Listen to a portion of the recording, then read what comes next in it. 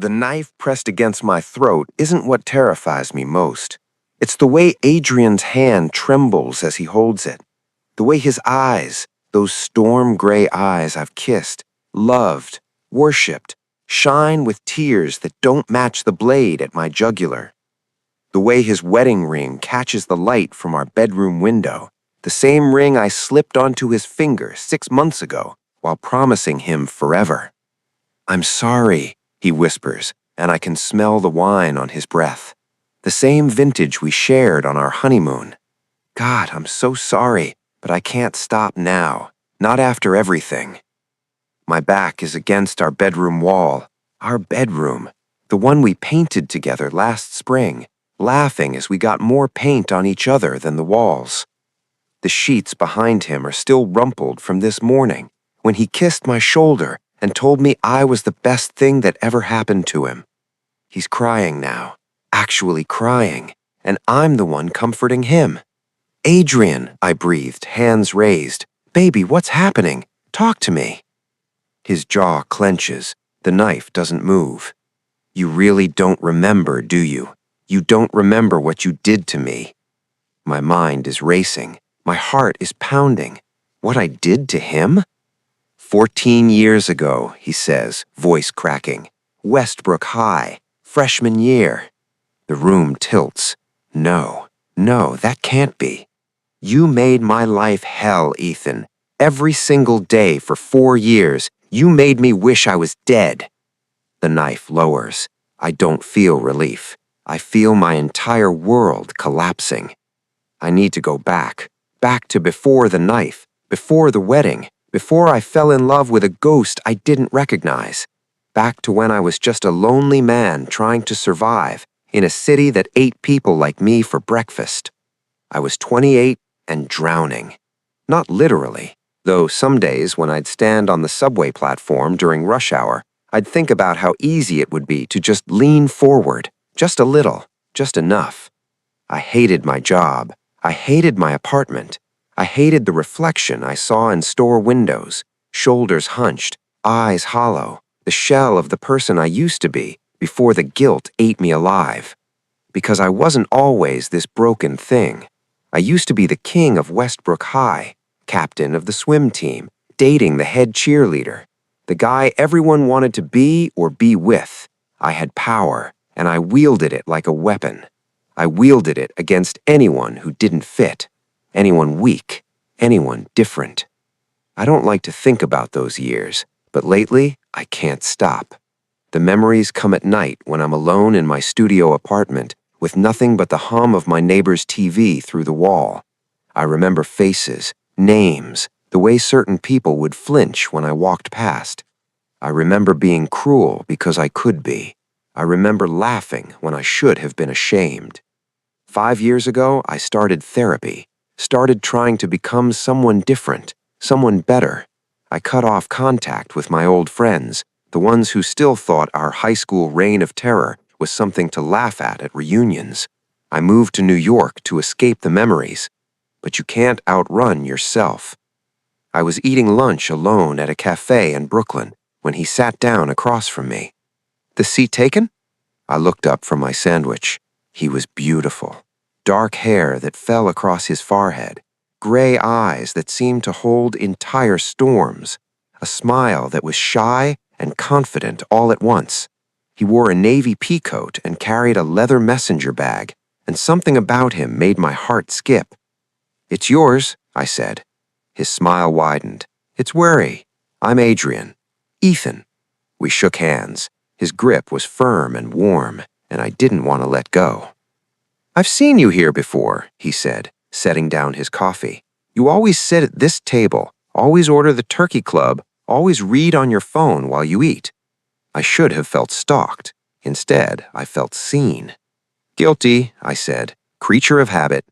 "I like that." He leaned forward, and I caught his scent, something clean and expensive, cedar and rain. Most people are chaos pretending to be order, but you seem genuinely steady. No one had ever called me steady. Reckless, yes. Arrogant, definitely. But steady? "I try," I said. We talked for an hour, then 2. He was an architect, he told me, specialized in sustainable urban design. He'd moved to New York 3 years ago from somewhere in New England he didn't want to talk about. He loved old movies and hated small talk and thought that people who didn't like dogs couldn't be trusted. I fell in love with him somewhere between his third coffee and his story about accidentally attending a funeral for someone he didn't know. When he asked for my number, I gave it without hesitation. When he texted me that night, "Had a really great time today. Think I could convince you to break your routine and try a different cafe tomorrow?" I said yes immediately. I didn't recognize him. How could I? The boy I'd tormented at Westbrook High was scrawny and terrified, with acne and braces, and shoulders that curved inward like he was trying to disappear. This Adrian, my Adrian, was confident, polished. He held eye contact and touched my arm when he laughed and kissed me on our third date like he'd been waiting his whole life to do it. There was no trace of that frightened boy, or so I thought. Our first real date was at a wine bar in the West Village. Adrian wore a charcoal sweater that made his eyes look like silver. He ordered for both of us, a bold move that should have annoyed me, but instead made me feel cared for, protected. "So, tell me, Ethan," he said, swirling his wine, "what's your origin story?" "My what?" "Everyone has one, the thing that made them who they are." His smile was warm, inviting. "I want to know yours." I should have been honest, should have told him about the person I used to be, the things I'd done, the guilt that still woke me up at night. But he was looking at me like I was someone worth knowing, so I lied. Pretty boring, actually. Small town in Connecticut, normal childhood, came to New York for a fresh start. Running from something? My heart stopped. What? Most people who move to New York are, he said lightly. It's part of the city's charm. We're all running from something. I forced a laugh. Maybe I was running towards something instead. He reached across the table and took my hand. His fingers were long and elegant, an architect's fingers. "And did you find it?" I looked at him, at the candlelight dancing in his eyes, at the soft curve of his smile, and thought, maybe I just did. "Ask me again in 6 months," I said. He squeezed my hand. "Deal." We stayed until the bar closed. We walked through the city streets until my feet ached, and his laugh became my favorite sound. When we finally stopped in front of my building, he kissed me against the door, slow and deep and perfect. "I've wanted to do that all night," he whispered against my lips. I pulled him closer. "Then do it again." He did. When I finally stumbled into my apartment at 2 in the morning, I felt like I was floating, like someone had reached into my chest and replaced my damaged heart with something new and whole. I fell asleep smiling. I should have been terrified. The relationship moved fast. 3 weeks in, Adrian had a toothbrush at my place. 6 weeks, half his closet. 2 months, and he was looking at apartments we could afford together. "Too fast?" he asked, wrapped in my sheets with sunlight making his hair look bronze. "No," I said, and meant it. "Feels right." He smiled and pulled me down for a kiss. "You feel right." Every moment with him felt like proof I'd become a better person. Like the universe was rewarding me for the work I'd put in, the therapy, the amends I'd tried to make.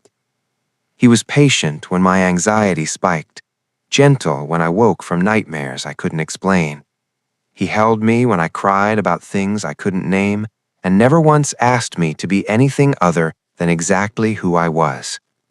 "You're so different from anyone I've ever known," I told him once, running my fingers through his hair. We were in Central Park, lying on a blanket under a tree. It was one of those perfect fall days when the light turns everything golden. "Different how?" he asked. "You see me, the real me, not the mask I wear for everyone else." He turned to look at me, and something flickered across his face, something I couldn't read. "I do see you, Ethan," he said quietly. "All of you, even the parts you think you're hiding." I kissed him. "I'm not hiding anything from you." Another flicker. "I know." He started talking about where we should go for dinner, and I forgot about the strange look in his eyes. I forgot about a lot of things when I was with Adrian. That was the point. He proposed on our 1-year anniversary. We were back at the same cafe where we'd met. He'd reserved the whole place. I didn't even know you could do that with a cafe, and filled it with candles and flowers and all my favorite songs playing softly in the background. "Ethan," he said, getting down on one knee. His hands were shaking. "I know we haven't known each other that long.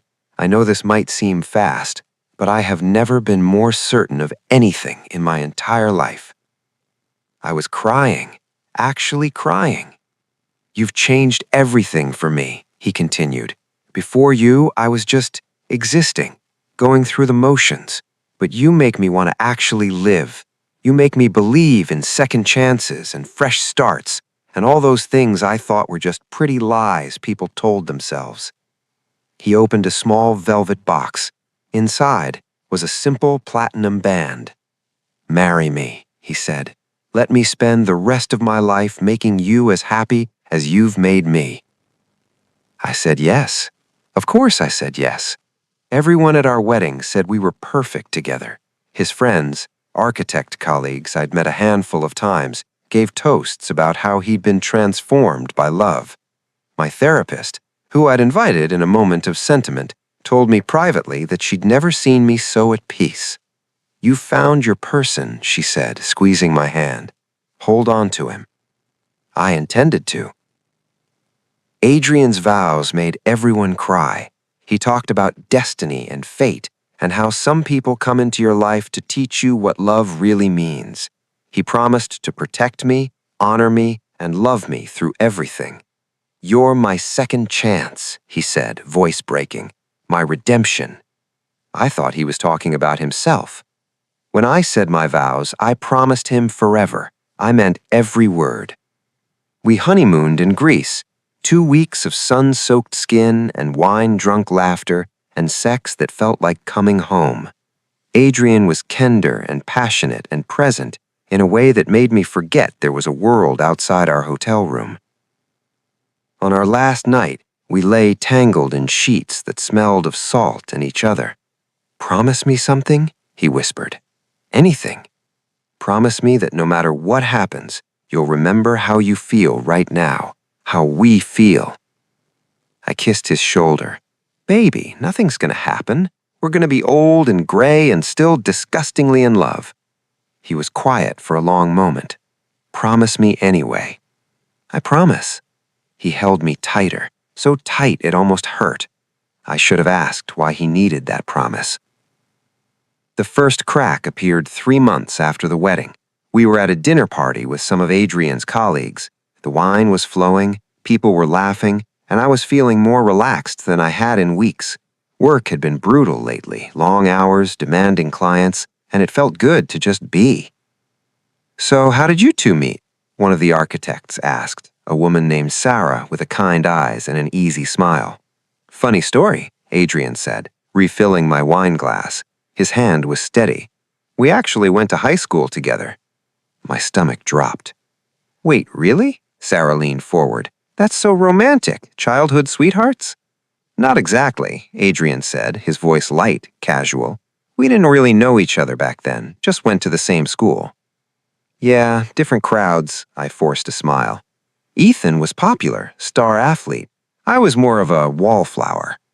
"And you reconnected after all those years? That's straight out of a movie." "It does feel like fate," Adrian said, looking at me. His eyes were unreadable. "Doesn't it, love?" "Yeah," I managed. "Fate." The conversation moved on, but I couldn't shake the feeling that something had shifted. Adrian had never mentioned knowing we went to the same high school. Not when we met, not during our entire relationship. Why would he hide that? In the Uber home, I tried to sound casual. "So, Westbrook." "Hmm?" He was looking out the window. "You never told me you went there." "Didn't I?" He turned to me with a smile. "I could have sworn I mentioned it." "You didn't." "Well, like I said, we didn't really know each other. You were busy being a big deal, and I was just trying to survive." "Survive?" "High school," he laughed, but it sounded wrong, hollow. "It's not exactly a fun time for everyone, you know?" I wanted to push, wanted to ask what he meant, but the Uber was pulling up to our building and Adrian was already getting out, and the moment passed. That night, I lay awake while he slept beside me. We went to the same high school. He never told me. Why would he? No, I was being paranoid. Lots of people don't talk about high school. It's not that deep. I rolled over and tried to sleep, but the doubt had been planted. The cracks widened. I started noticing things, small things, the way Adrian would sometimes watch me with an expression I couldn't name. The way he'd ask questions about my high school years that felt less like curiosity and more like tests. "Did you ever think about the people you hurt back then?" he asked one morning over coffee. I froze. "What?" "When you were in high school, you said you were popular. Popular kids usually, they have a tendency to punch down." My throat was tight. "I wasn't perfect. But did you ever apologize to the people you hurt?" "I've tried. Some of them don't want to hear from me." "Interesting," he said, taking a sip of coffee. His face was blank. "So you did hurt people." "Adrian, where is this coming from?" "Just wondering," he said lightly. "You're such a good person now. I'm curious who you used to be." He kissed me and left for work. I spent the day feeling like I was going to throw up. That night, I couldn't sleep. While Adrian breathed evenly beside me, I grabbed my phone and did something I hadn't done in years. I searched for my old high school on social media, scrolled through memories, photos, faces I'd tried to forget. And then I found him. A post from 7 years ago, a selfie of a young man, maybe 21, 22. He was thinner than my Adrian, with the same gray eyes but different features, softer, less defined. The caption read, "Finally growing into myself." To anyone from Westbrook who made my life hell, I win. The name on the account, Adrian Reeves. My hands were shaking. I scrolled further back, found photos of the same person, younger, 17, 16. In one photo, he was wearing a Westbrook High hoodie. In another, there was a bruise on his cheek. The caption, "Another Tuesday." I was going to sick. I stumbled to the bathroom and barely made it to the toilet. When I was done heaving, I splashed water on my face and stared at my reflection. No, it couldn't be. But even as I thought it, I knew. I went back to the bedroom, grabbed my phone, looked at the photos again. Adrian Reeves. I'd known an Adrian in high school. Everyone had. He was the kid Oh God, what did I do to him? My memory was trying to protect me, trying to keep the specifics buried, but images were surfacing now, unwanted and unavoidable. Shoving him into lockers, tripping him in the cafeteria, laughing when he fell, posting those photos online. The photos. Jesus Christ, the photos. I was shaking so hard I almost dropped my phone. How did I not recognize him? But I knew. He'd had work done. Nothing dramatic, just enough to reshape his face. Sharper jaw, refined nose. The kind of changes that made him look like an idealized version of himself. He'd become beautiful. He'd become someone I wouldn't recognize. Deliberately. I looked at him sleeping peacefully in our bed, his chest rising and falling, his hand still reaching toward my side of the mattress, like even in sleep he needed to touch me. This couldn't be real. This couldn't be. His phone buzzed on the nightstand. I shouldn't have looked. I know I shouldn't have looked, but I did. A calendar notification. Phase 4 complete. Phase 5 begins tomorrow. My blood turned to ice. I didn't confront him. Not yet. Instead, I waited until he left for work the next morning, and then I did what I should have done months ago. I looked. I started with his laptop. The password was our anniversary. Of course it was. Every detail of our relationship was designed to make me feel safe. What I found destroyed me. A folder labeled The Ethan Project. Inside, files organized by date going back years before we'd met at that cafe. Phase 1, transformation, years 1 through 3. Photos of his face before and after procedures, training logs from a gym, style evolution, screenshots of YouTube videos, how to be charismatic, and building confidence, and make yourself unforgettable. A journal entry. He liked confident people, beautiful people. I need to become someone he can't resist. Phase 2, surveillance. Year 4. Records of my daily routine, photos of me taken from a distance, at work, at the grocery store, sitting alone in that cafe. My therapist's name and address, screenshots of my social media posts, analyzed for patterns. A map of my building with notes, usually home by 7 p.m., take same route every day, creature of habit, use this. Phase 3, contact. Year 4, month 6. Scripts, actual scripts of conversations, dozens of potential opening lines, practiced and perfected. The accidental meeting at the cafe had been rehearsed like a theater performance. Notes in the margins. Be vulnerable but not weak. Show interest but don't overwhelm. Make him feel seen. Everyone wants to be seen. It worked. Oh God, it worked perfectly. Phase 4, relationship and marriage. Year 5. Detailed timelines of our relationship, notes on what made me happy, what triggered my anxiety, how to make me feel safe. Every spontaneous gesture had been planned.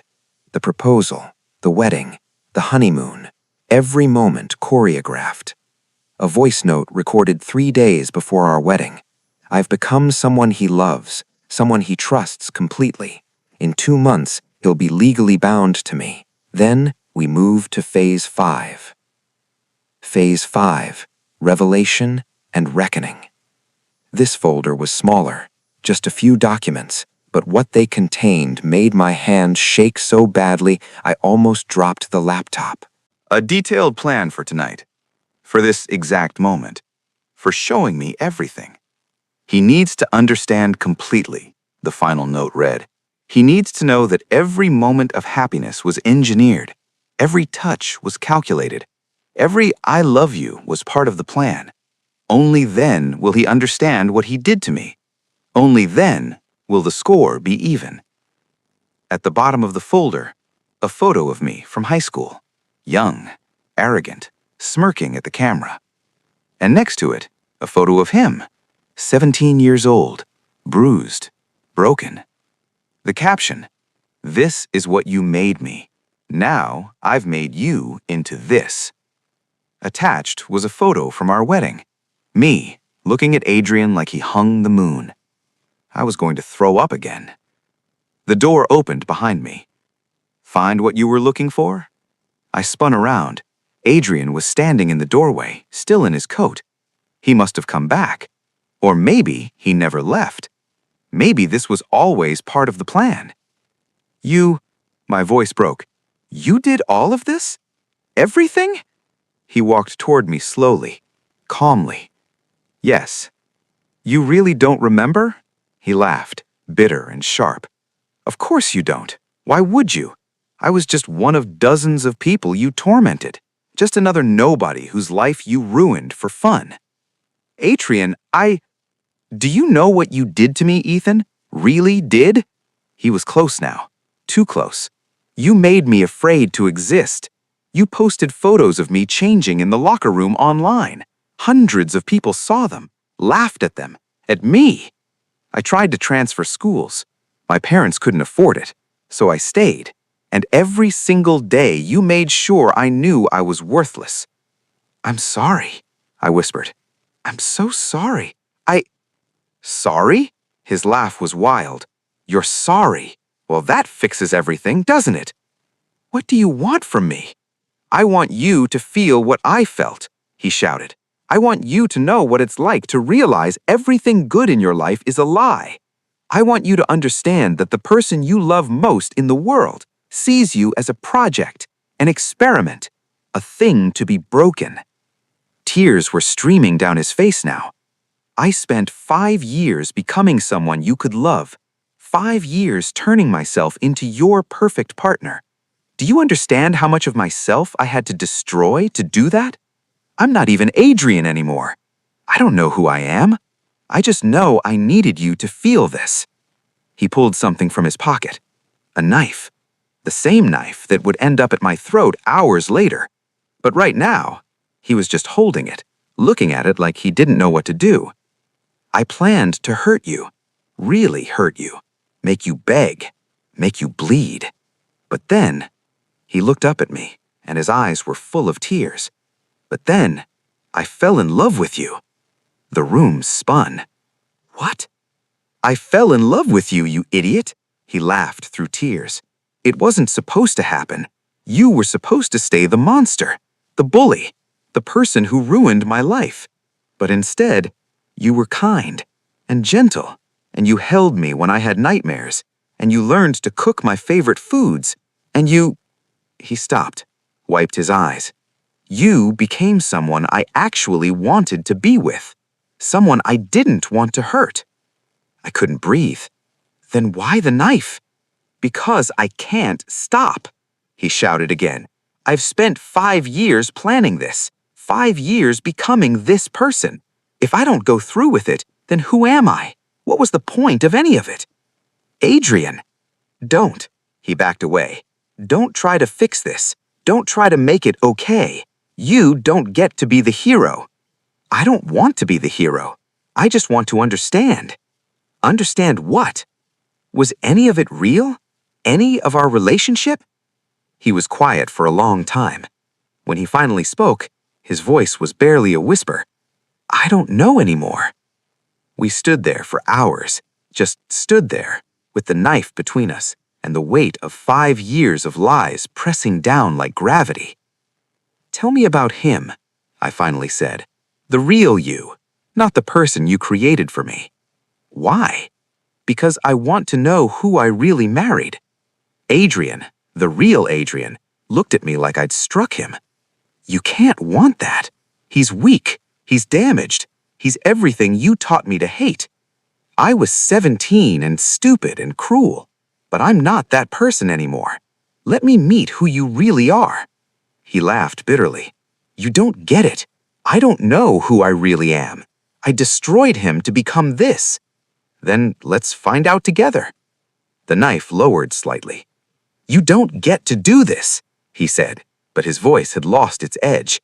You don't get to be understanding and patient and everything I needed you to be 5 years ago. That's not how this works. Then tell me how it works.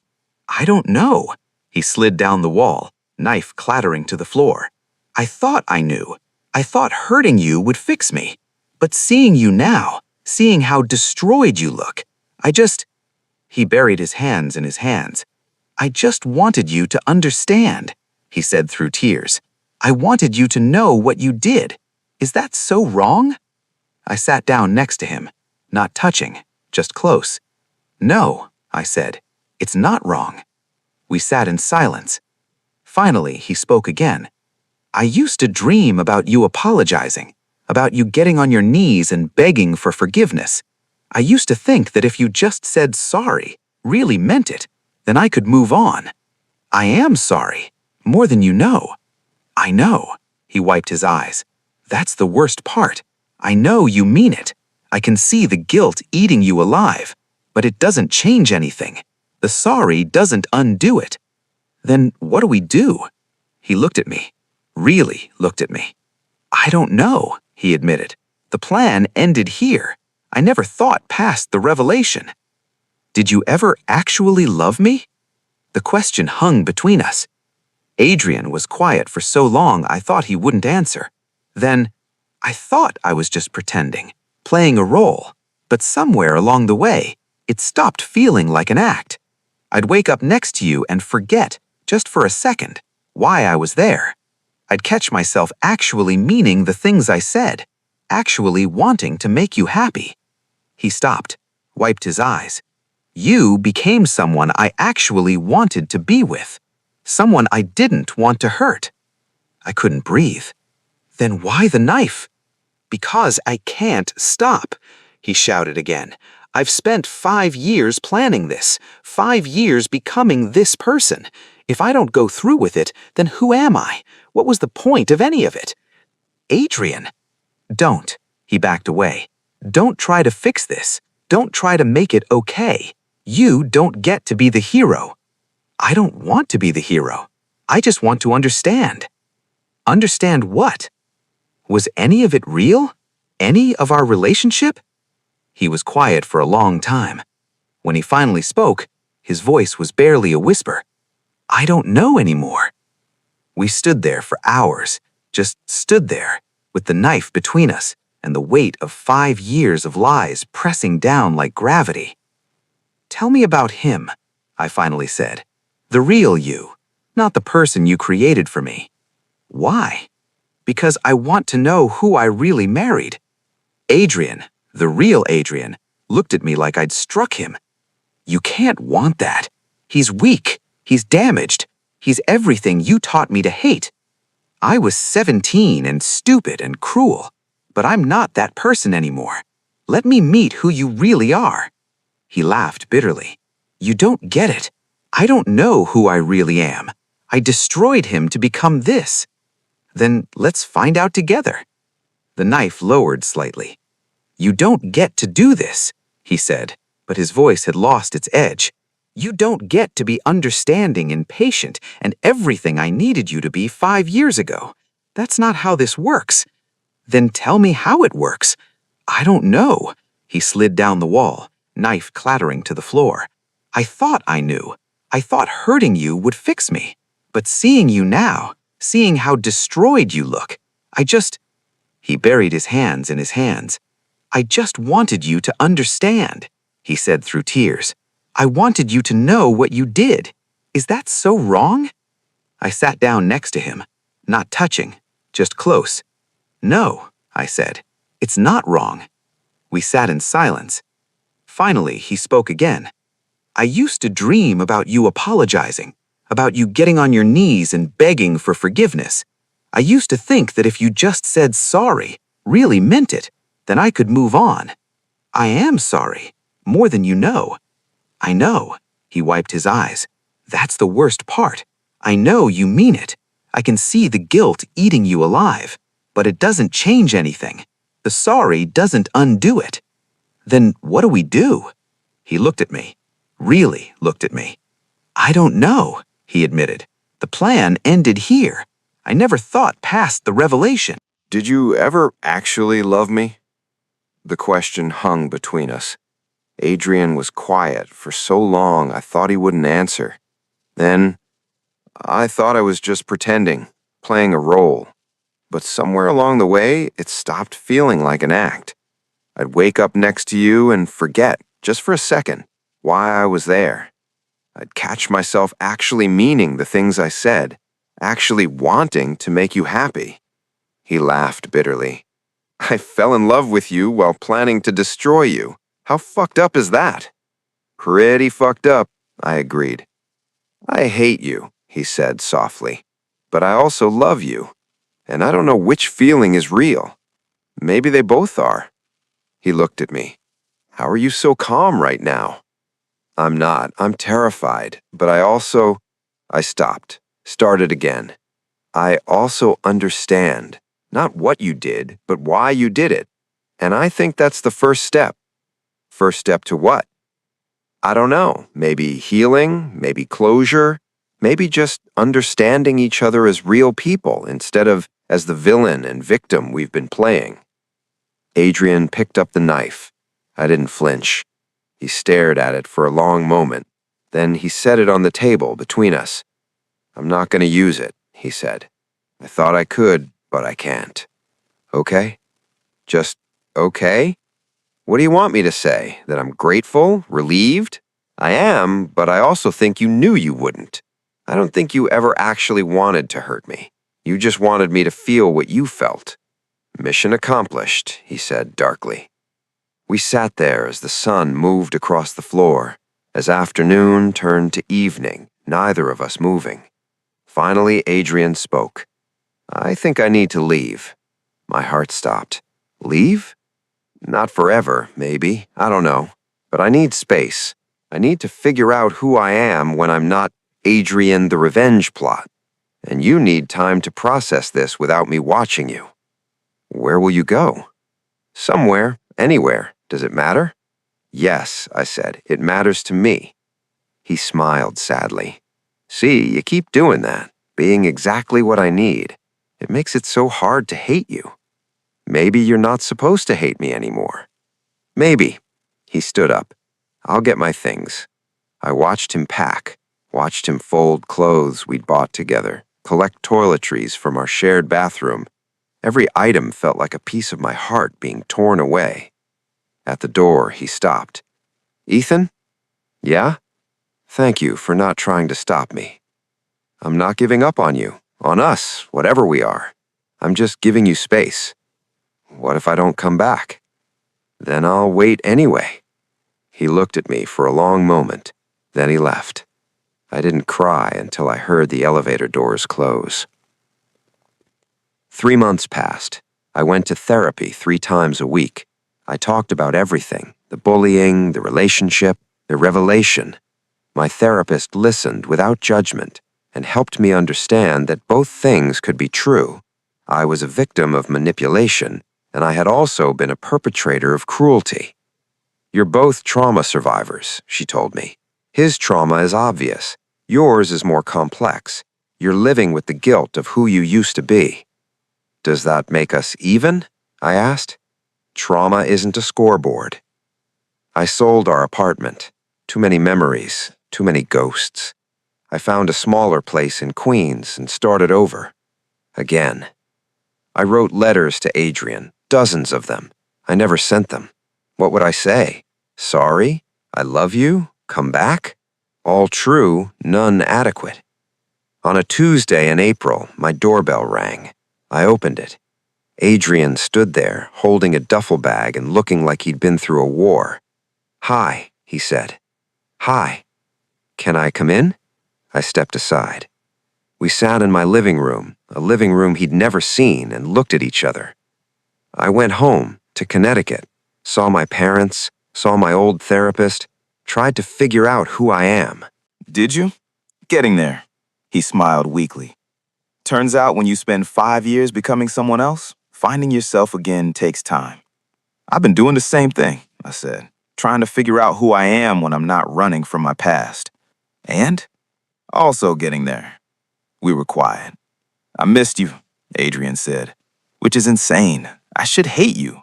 Part of me does. But I also... He stopped. I also love you. The you that exists now. The you who held me and listened to me and made me feel safe even while I was plotting to destroy you. I love you too, I said. The real you, whoever that is. I want to meet him. He's pretty fucked up. Me too. Adrian laughed. Actually laughed. We're a disaster. Completely. But maybe, he reached across the space between us, maybe disasters can be rebuilt. I took his hand. I'd like to try. I can't promise I'm over it, he warned. The anger, the hurt, it comes and goes. Sometimes I'll look at you and see the teenager who destroyed me. Sometimes I'll hate you for things you can't even remember doing. I know. And I can't promise the manipulation is completely gone. I spent 5 years learning how to push your buttons. Those instincts don't just disappear. I know that too. So why would you want this? I squeezed his hand. Because for the first time in my life, someone sees all of me. The monster I was, the person I'm trying to be, and hasn't walked away. Because you spent 5 years becoming someone I'd love, but I think the person you buried is even more worth loving. Because we're both broken, and maybe we can help each other heal. That's either the most romantic thing I've ever heard, or the most codependent. Probably both. He smiled, really smiled. And for the first time, I saw glimpses of the boy he used to be. The one before I broke him, before he rebuilt himself into a weapon. I have conditions, he said. Okay. Couples therapy, twice a week, non-negotiable. Deal. Full transparency, no more secrets. If I'm having a revenge fantasy about you, I tell you. If you're struggling with guilt, you tell me. Deal. And that at any point this becomes unhealthy, if we're hurting each other more than helping, we walk away, no matter how much it hurts. Deal. He moved closer. I'm serious, Ethan. This is going to be hard. We're starting from scratch. No shared apartment, no joint accounts. We're dating, properly, learning each other as real people. I want that. You might not like what you learn. Risk I'm willing to take. He kissed me, soft and uncertain and nothing like the practiced kisses from before. It was perfect. When we pulled apart, he rested his forehead against mine. I spent 5 years planning your destruction, he whispered. Now I'm gonna spend the rest of my life trying to love you honestly. Is that insane? Completely, I said. But I'm in if you are. That was 2 years ago. We're not perfect, far from it. Some days Adrian looks at me and I can see the 17-year-old boy with bruises and broken trust. Some days I look at him and remember that every moment of our early relationship was a lie. But we're trying. We're in therapy, we're honest. When Adrian has bad days, when the trauma resurfaces, I hold him and let him rage and cry and hate me. When I have bad days, when the guilt threatens to swallow me whole, he reminds me that I'm not that 17-year-old anymore. Last month, he showed me his old photos, the real ones, not the carefully curated revenge folder, but his actual high school experience. Photos of a scared kid trying to survive. Photos of bruises and tears and hopelessness. Photos I'd either forgotten or never saw in the first place. I want you to see him, the person I was before I became a project, because he deserves to be remembered too. So I looked, and I cried, and I apologized again for things I'll never be able to undo. And Adrian held me and said, I know, I forgive you. I'm still working on forgiving you, but I'm trying. Last week, we moved in together again. A new place, new furniture, new beginning. On the first night, as we lay in bed, Adrian turned to me. Do you ever wonder how this would have gone if I just confronted you that day at the cafe? If I said, remember me? Remember what you did? Every day, I admitted. I think about it too. I think I would have lost my nerve. I think you would have apologized and left, and that would have been it. No closure, no healing. Just two people still carrying their pain. Was this better? He was quiet for a long time. I don't know. I got closure, but I also hurt you. I got revenge, but I also love you. The you that exists now. The you who held me and listened to me and made me feel safe even while I was plotting to destroy you. I love you too, I said. The real you, whoever that is. I want to meet him. He kissed my shoulder. It's real. We're not a fairy tale. We're not even a conventional love story. We're two people who destroyed each other trying to rebuild something better from the ruins. Some days I think we're going to make it. Some days I'm not sure. But every day I choose to try. And so does he. The knife that was once pressed against my throat now sits in a box in our closet. We keep it as a reminder, not of violence or revenge, but of the moment we both chose something different. We chose healing over hate. We chose each other over anger. We chose to build something real from something that started as a lie. Is that redemption? I don't know, but it's something. And for now, that's enough. A final truth. If you'd told 17-year-old Ethan that he'd end up married to one of the kids he tormented, he'd have laughed. If you'd told 17-year-old Adrian that he'd fall in love with his bully, he'd have called you cruel. But we're not those people anymore. We're the survivors of our own story. And somehow, against all odds, we're trying to write a better ending together.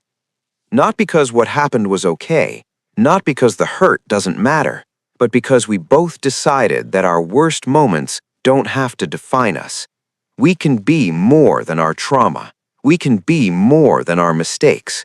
We can be two imperfect people loving each other imperfectly and calling that progress.